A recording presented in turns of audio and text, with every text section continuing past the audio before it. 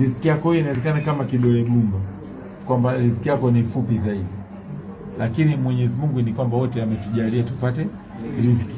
Kwa hiyo usimwonee choyo mwenzio anapofanikiwa. Kwa sababu gani?